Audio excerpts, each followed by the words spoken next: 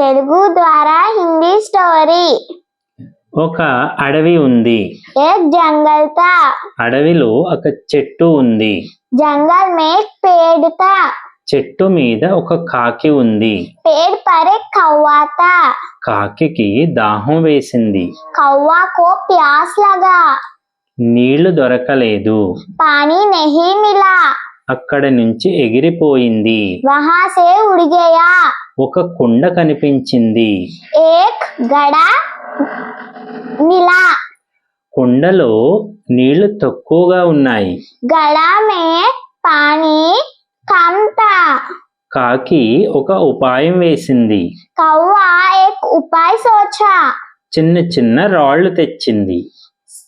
छोटा छोटा कंकड़ लाई. కుండలో వేసింది. घड़े में डाला. నీళ్లు పైకి వచ్చాయి. पानी ऊपर आया. కాకి నీళ్లు తాగి ఎగిరిపోయింది. कौवा पानी पीकर चला गया. Thank you. Thank you. Subscribe.